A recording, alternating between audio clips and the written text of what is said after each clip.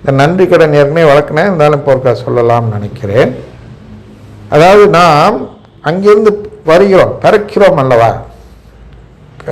அதாவது நாம் ஆன்ம நிலையிலிருந்து கடவுளால் தேர்ந்தெடுக்கப்பட்டு இந்த மனித உருவெடுப்பதற்காக கருவாக மாறி இங்கே பிறக்க வருகிறோம் அல்லவா.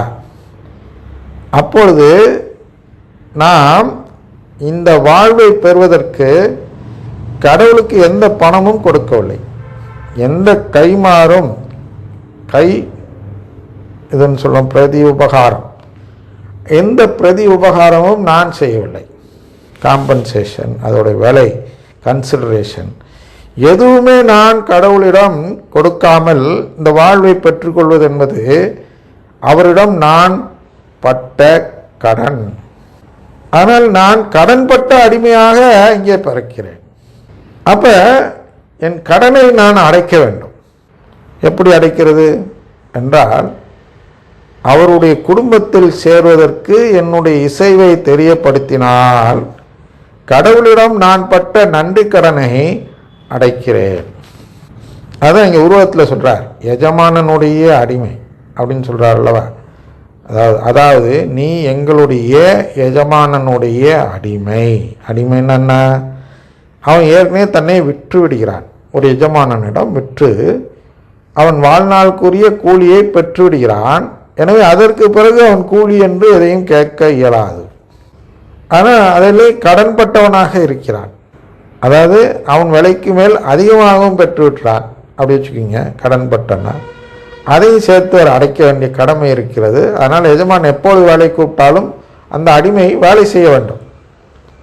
அதுபோன்ற நிலையில் இருக்கும் நான், என்னை அழைக்கிறார் கடவுள். அப்போ நான் வரமாட்டேன், நான் நாடகத்தை பார்க்க போகிறேன்னு சொன்னால் அவர் கடுப்பாயிடுவாரா இல்லையா, கோவப்படுவாரா இல்லையா? அதான் இங்கே பார்க்கிறோம். அதாவது நீ எங்களுடைய எஜமானனுடைய அடிமை என்பதை மறந்து விடாதே. நீ எப்படி அடிமையானாய் என்பதை நினைத்து பார். உன் வாழ்நாள் முழுவதும் வேலை செய்வதற்கான கூலியை, அதாவது கடவுளின் கூலியை கேட்பேன் என்று வாக்குறுதி கொடுத்து மண்ணுலக உயிரை, அதான் அந்த கூலி, மண்ணுலக உயிரை கணக்கிட்டு முன்தொகையாகவே பெற்றுக்கொண்டாய். அதாவது நான் இது செஞ்ச பிறகு தந்தால் அது சன்மானம். நான் செய்வதற்கு முன்பே எனக்கு உயிர் தருகிறார் கடவுள். அதன் கடன் இல்லையா? பெற்றுக்கொண்டாய், எதை முன்தொகையாக பெற்றுக்கொண்டாய். எனவே வேலைக்கு வா என்று நான் உன்னை அழைப்பதற்கு முன்பாகவே அந்த அழைப்பு தேவைப்படாமலேயே நீ அந்த வேலையை செய்ய கடமைப்பட்டு இருக்கிறாய். கடவுள் நம்ம கூப்பிடணும்னு தேவையில்லை, நம்ம ஒரு பைபிள் வரணும்னு தேவையே இல்லை. நான் வந்தோடனே இந்த செய்தி தெரிந்த உடனே நான் என்ன செய்யணும்? திருச்சபையில் சேர வேண்டும். ஆனாலும் அழைக்கிறார் இயேசு திருவிழியத்தின் மூலமாக. அழைத்த பின்பும் நீ வர மறுக்கிறாய். யாரு?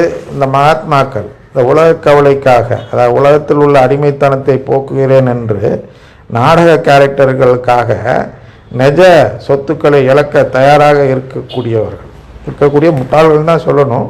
இருந்தாலும் புண்படாமல் இருக்க வேண்டும் என்பதற்காக இருக்கக்கூடியவர்கள் மொட்டையாக சொல்கிறேன்.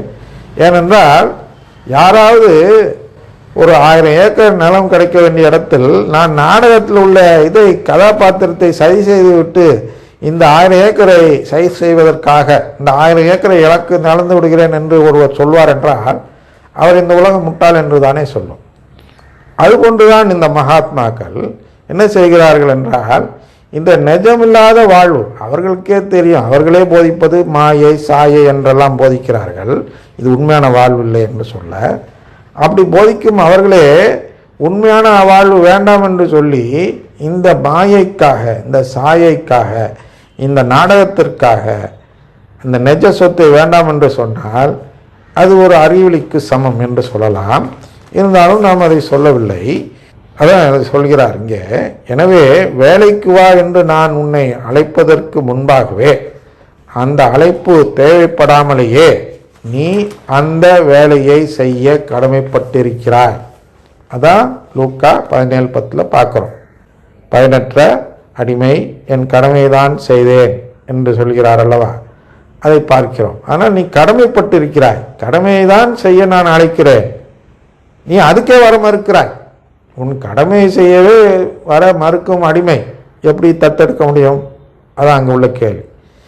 இருந்த போதும் நமது எஜமான் என்ன செய்ய முயற்சிக்கிறார் என்றால், இந்த திட்டத்தின் மூலமாக உங்களுக்கெல்லாம் விடுதலை தந்து, அதாவது உறவை தந்து, எனக்கு நிகரானவராக உங்களை எல்லாம் உயர்த்த, எனக்கு நிகரானவராக அப்படின்னா இயேசுக்கு நிகரானவராக.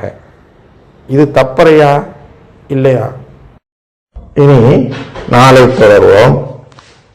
தந்தை மகன் தூயாவின் பேராலே ஆமென்.